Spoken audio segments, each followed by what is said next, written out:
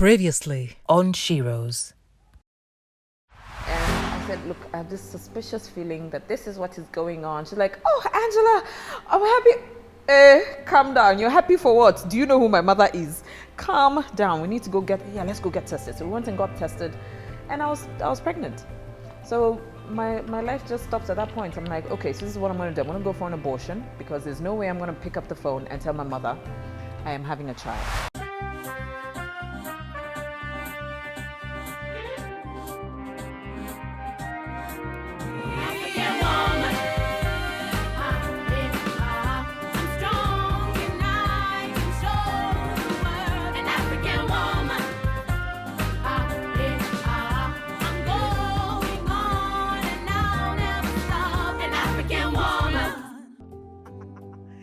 Today's episode, for me, is not only a long time coming, it is also really and truly a testimony of how much you manifest.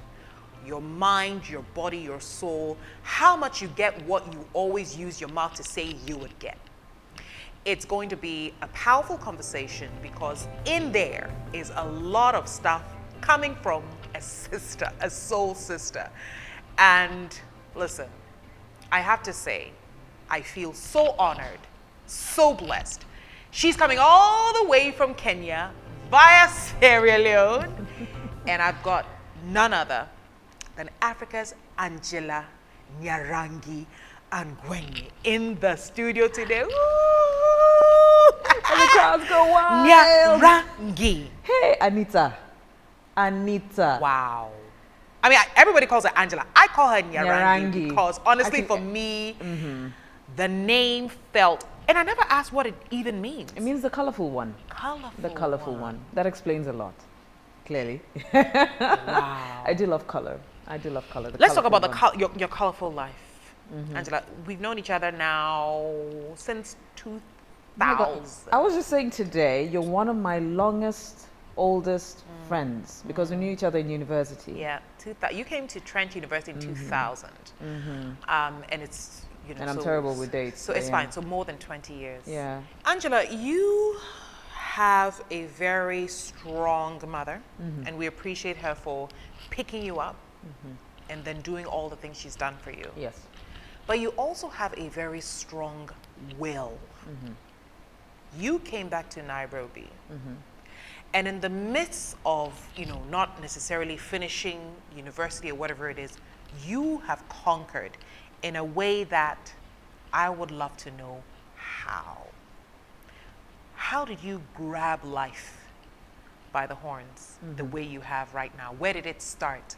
And where did this strong will lead you? August 3rd, 2004, my son was born.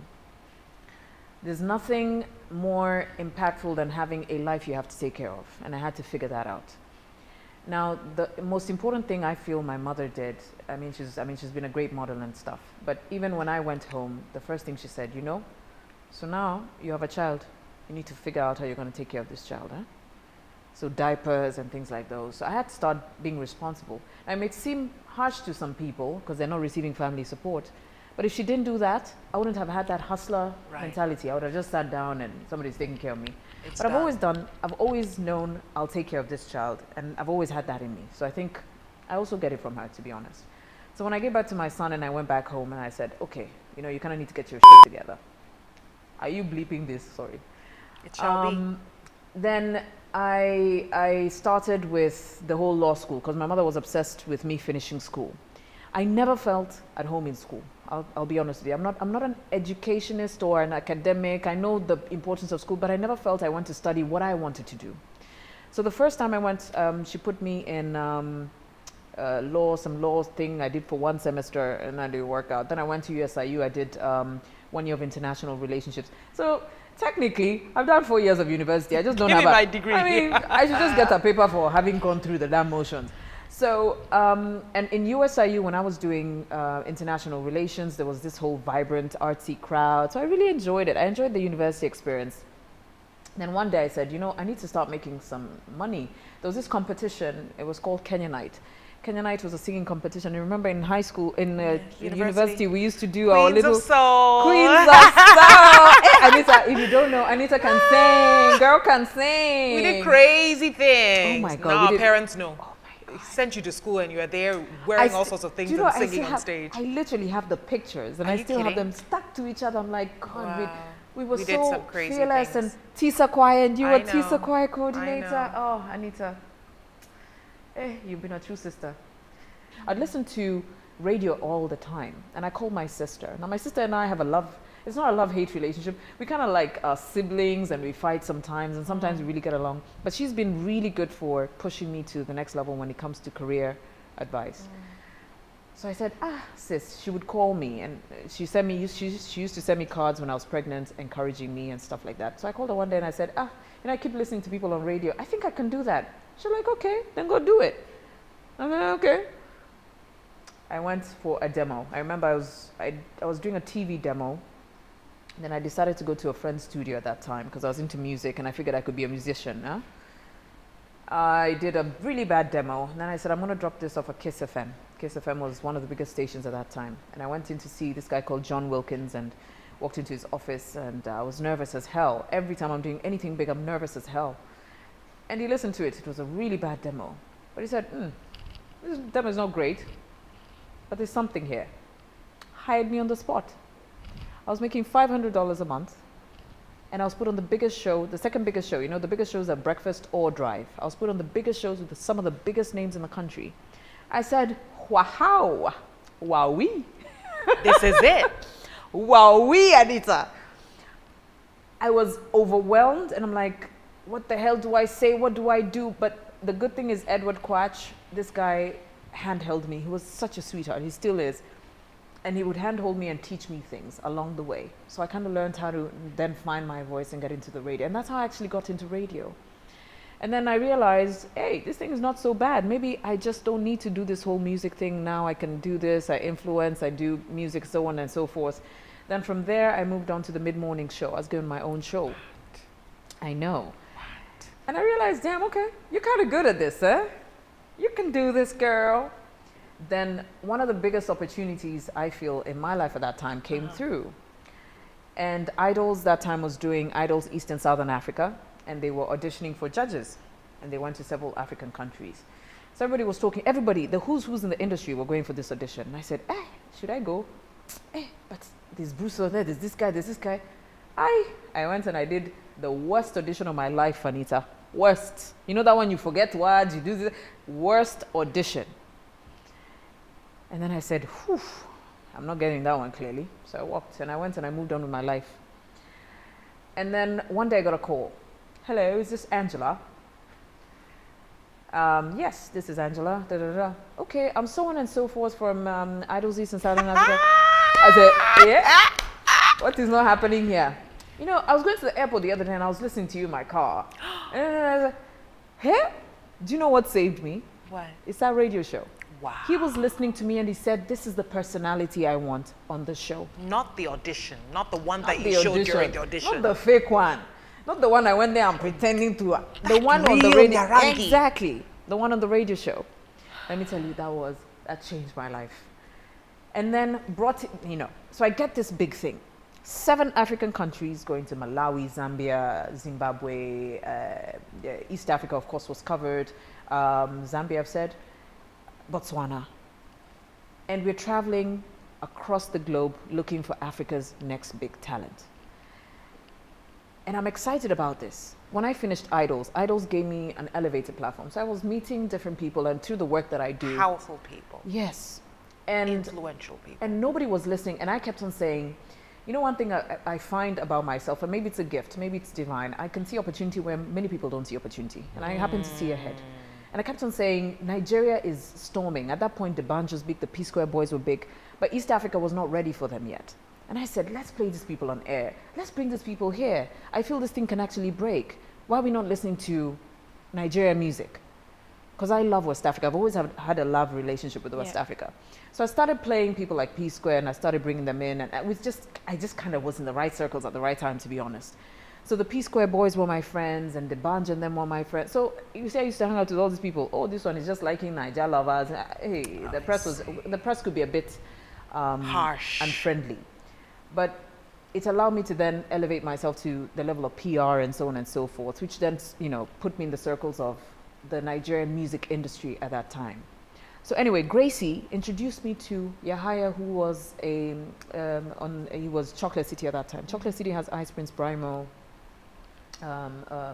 MI, who's legend. And him and his brother had set it up. Audu, Maikori, Yahaya, Maikori, and Paul. So this bunch of 3 guys who were doing amazing things were trying to come into East Africa. And that's how I actually got on the board of Chocolate City East Africa. So I helped them, you know, build the company, source artists. We signed Victoria Kimani. And then after that, I think my path took a different way and so on and so forth. And I eventually left Chocolate City after a couple of years, actually. Maybe when I left and went to Sierra Leone, I think that's when I left, actually, officially. Man, you're making me walk down memory lane, girl. No, but it's important because you know what, Angela, sometimes when we just kind of live a day, you know, day in, day out, and when we're faced by a particular challenge, we forget how powerful we are, you know, and sometimes these conversations are just a reminder that you can do anything you set your mind to. Damn it, I can. And you've been actually quite pivotal with that. I always knew a phone call with Anita will get my head straight. Yeah. You've been one busy, she's always busy, but she always make time for me. Yeah. So Anita, I would call Anita. I remember, I think there was once, I was going through many times. Crisis. I've called you many times. So you've always played that big sister role. Because I can call you because we're in the same industry. But it wasn't only crisis. You know, you weren't only calling me because of a crisis. Sometimes you had this big money come in. Yes. Big deals. Yes. So it hasn't been all about, you know, the negative. It's also been about sharing. Positive. You're right. Very important positive news. You're right. Hang on a second. We're going for a break, and when we come back, I want Angela to talk to me about taking over Africa, one West African country at a time, her dreams, her ambitions, and what she believes she will be pretty soon for Africa. We'll be back. All this time, I've been on a journey to finding out who I am. You are.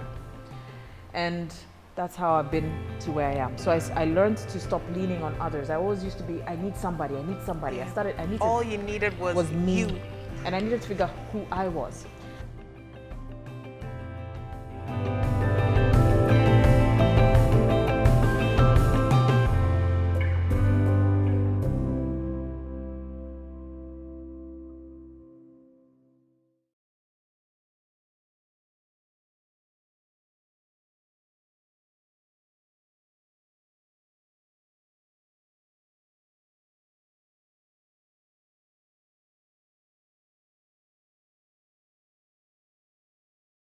Previously on Sheroes.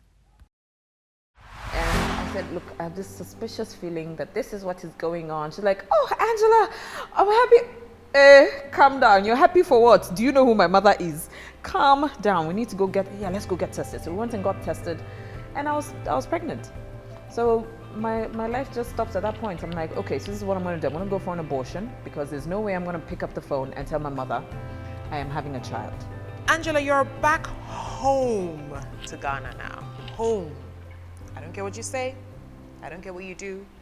But Ghana is going to be your home.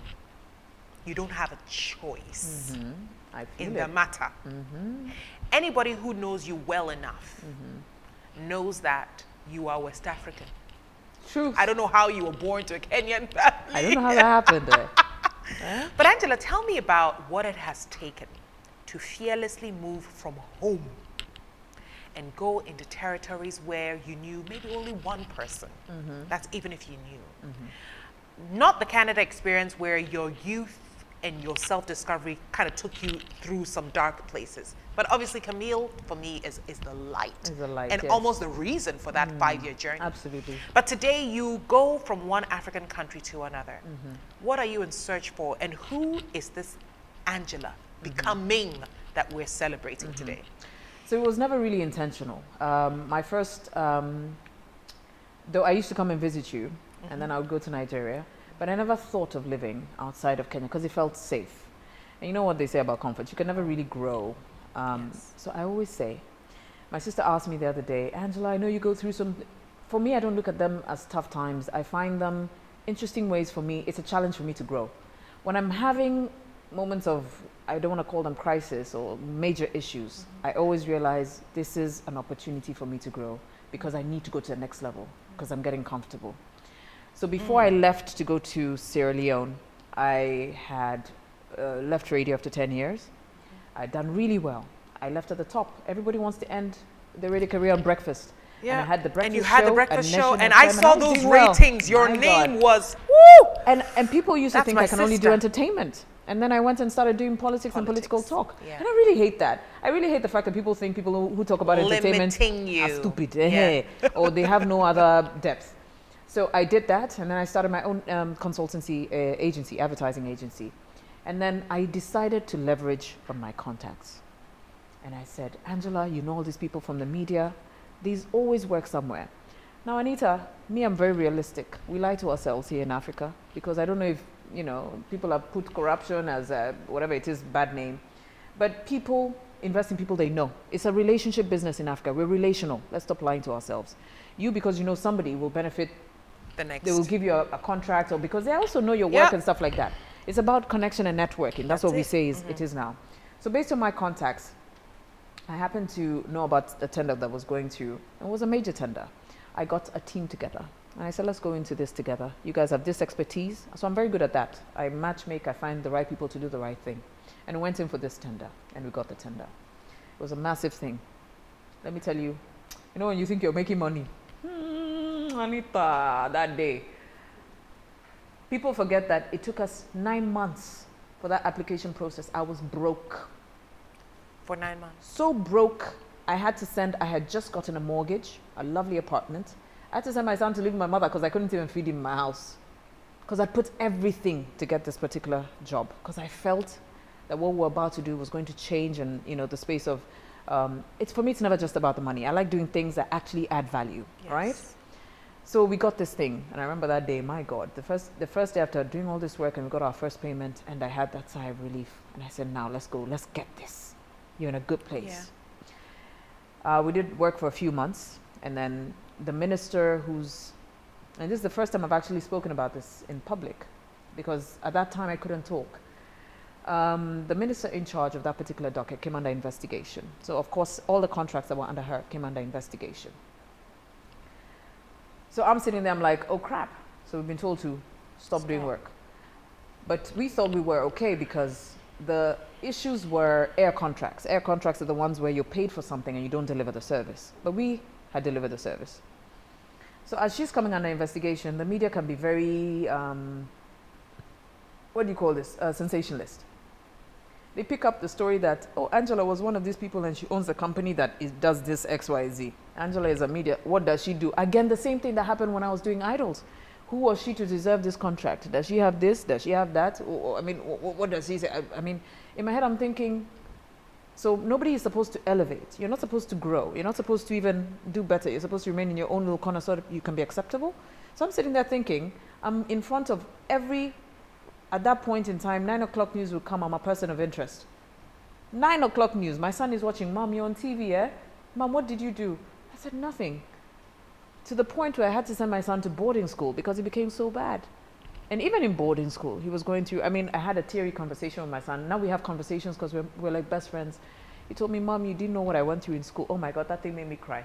He said he would be bullied because his mother was the one who, he said I wouldn't cry.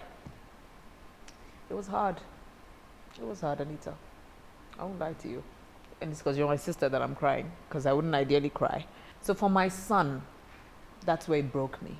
You know, kids are like, oh, doesn't your mother have a lot of money? Because at this time, our accounts had been frozen. We're under investigation. An investigation that still to this day has never ended because we have to be given our clearance. I'm telling you, that thing was so good and so successful that we flew into Ghana and met with your president at that time, Mahama, because we were doing such a kick-ass job. And it's something that could benefit any African country. That's when I met JJ Rawlings, who became a very good friend of mine, and Mahama, and we had that meeting, and then elections happened, and things never really followed through here in Ghana. But I I was doing well and I was happy and I was excited. And then Yeah. all this stuff came through. And then I couldn't get a job. None of my friends were picking my calls. You're sitting there, you know CEOs, Anita. You know the top of the top of Can't the who. talk to you. They say, Angela, we can't help you now. Let this thing die down. Eh? That's when you realize who your true friends are. So what I said is, I met this guy that I liked. You know, it was a bit of a dick then, but then I was like, he said something so important that I remember. Because for me, all I could see was a rejection. You're being rejected, rejected. He said, Angela, why are you acting like Kenya is the only country you can work in? Move. And the minute he said that, I started looking. So I did a list.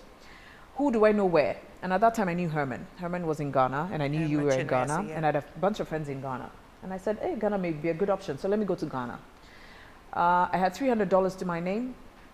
I got a friend of mine to buy me a plane ticket. And now I said, I'm going to start afresh. Herman was willing to take me in and say, okay, you can kind of figure yourself out because, you know, I understand. And I go to Ghana. He says, no. I'm mainly now in Sierra Leone. Why don't you come with me? And because Sierra Leone is an easier country to live in, Ghana is a bit expensive, a bit harder to penetrate. Why don't you come and come to Sierra Leone and see what happens? So I went to Sierra Leone for 1 month. He bought me a one-way ticket. And I said, I'm only going to do 1 month. I mean, who goes to Sierra Leone? I mean, Ebola, you know, you're just thinking Ebola. All my ignorant self came out. Ebola, civil war. Which kind of village is this? So I go to Sierra Leone, and let me tell you, it's the best thing that has happened to me. Ever. That was now my first entry into Sierra Leone. Sierra Leone gave me peace. It allowed me to find myself in so many different ways. Because when I first got there, I was like, I need to work, I need to work. And then I realized, slow down. Take it easy. Figure out what you really want to do. Then go out and do it. Media for me is the easiest thing. It's a low-hanging fruit. And at that time, there was this, the biggest privately owned media house. And I walked in and I realized they needed a lot, capacity training. In my line of work, I've trained some of the biggest people who are on TV right now in Kenya, radio and stuff like that. So I know how to train people. I know how to put things together. I know how media should look like. That for me comes easy. So I ended up running the show for them. I know. Then I had the biggest show. I didn't want to get back on TV, but this girl fell sick. It was this big political show on Sundays, and I said, okay, fine, maybe I'll do it. In fact, we were driving down. I had brought in one of my Kenyan partners to help run AYV at that time. And we were driving to one of the provinces, and they said, Angela, why don't you do this? I said, but I don't want, at that time, because I didn't want anybody to know what I was doing because of what was happening at home. And I didn't want to be back to being visible. So that kept me a bit afraid. But then I said, let me go and do it. And I was kick-ass. I had the #1 show. We did the first presidential debate. We produced it and orchestrated it. And I'm sitting there talking to presidents. Let me tell you, I've never felt I got my own power back. I don't know if you understand how that was so important. I'd lost my confidence. I lost my confidence. I got my power back. I got to remembering who I was and what I'm capable of doing. Because then that allowed me to then catapult myself back to where I needed to be.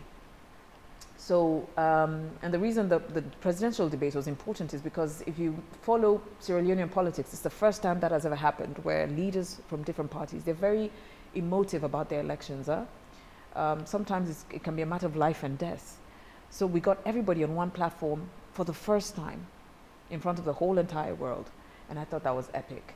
I also interviewed the president at that time, Ernest Bai Koroma, had never done a privately owned media house interview, and we did it, and we had the biggest views at that time. I was like, damn, Angela, you're doing something. But my personality was being worked on. All this time, I've been on a journey to finding out who I am. You are.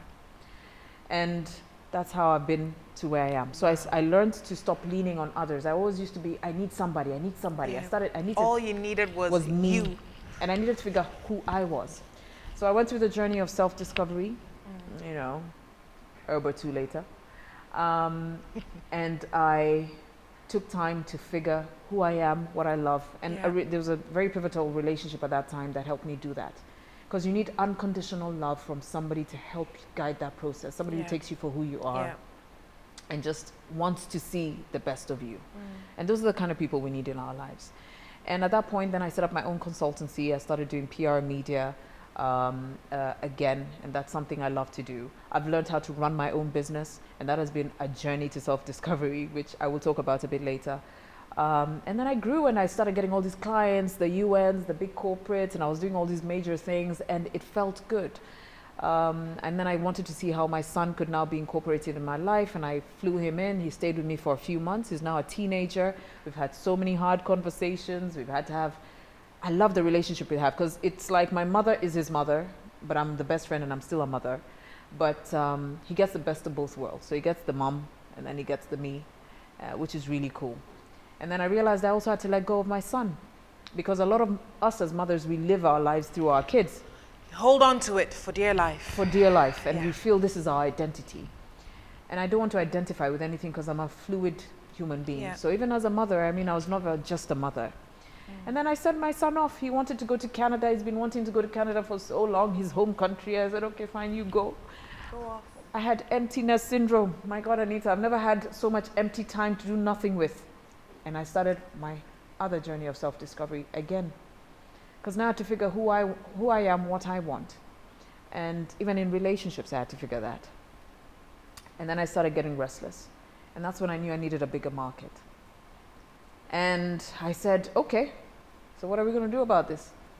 Let me go to the one, again, closest to me. The one I feel like home. I've always wanted to own a home in Ghana. And I come, and on my second day of my trip, believe it or not, I meet this fantastic young woman who's a bit guarded at first. And I start talking to her. But she talks a mile a minute, so I can never understand anything. And then in the middle of her British accent, this is all I'm hearing. So I say, okay, fine, let me give this a chance, because Yeah. I believe one thing I'm passionate about is women Yeah. helping women. I don't understand why we don't do it already. Yeah. But a lot of it came from my self-growth. I had to stop seeing women as my competitors, and We're your exactly. sisters. And a lot of it comes from men and relationships, and I don't do that anymore, right? So I had to have inner growth in order to be able to impact growth. But I loved what she was doing. So we sat down and said, hey, let's collaborate Let's do together. this. I mean, her name is Tanisha Tego, and I'm sure you'll have her on one of your shows one of these days. And she's fantastic because she's good with a structure. She has created this amazing learning tool for businesses, which is my passion, growing businesses, because I have helped so many people build whatever it is that they're building. I'm passionate in building, whether it is business. I see so many people doing some great things. They don't know how to market it, they don't know how to push it. So she's created this curriculum, which helps entrepreneurs, whether it's men, women, young people. I'm very passionate about the women's side though. This is what she does for a living, and she teaches people how to practically be in your business and grow your business. And for me, that's important, Yeah. because the same growing I did when I was in Sierra Leone, learning how to do business by myself, is the same one she's teaching now. And I have the experience, she's got the experience because she runs her own business, and together we are forming a formidable force.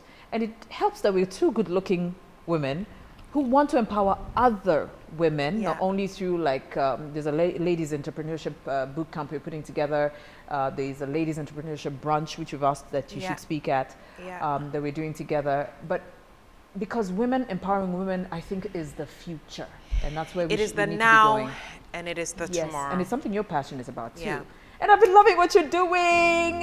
You're doing it Angela. so well, girl. I Yeah, need to Ranky. interview you now. I think I need to be on You the other wanna side of switch it. the chairs? Yeah, we should. And we should. will. After the break, we'll wrap it up with Angela. Yeah, damn. After the break, we'll wrap it up with Angela. Back.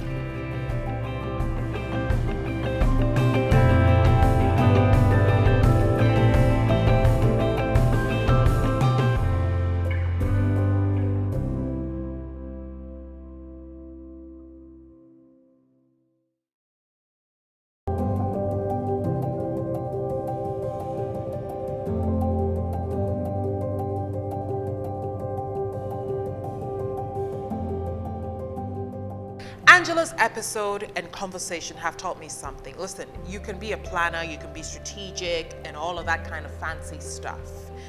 But you also have to know that life happens. And sometimes when life happens, even though it throws you off, there is a big lesson to be learned. And most importantly, there's a fault to be accepted. When you accept that it is your doing, it's really, truly exciting how you are able to fix that problem and how you grow when you fix it.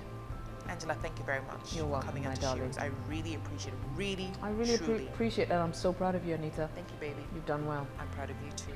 And if you're out there and you're saying I'm proud of you to somebody in your network, we want to know who it is. We want to have those conversations, and we want these wonderful women to come on the show and be open, transparent, authentic about who they truly are, because only then will somebody out there feel the need to claim their space.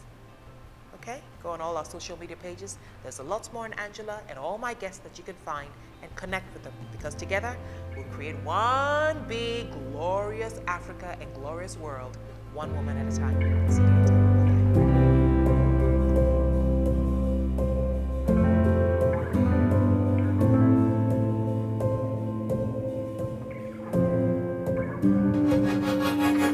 It's a boss lady thing.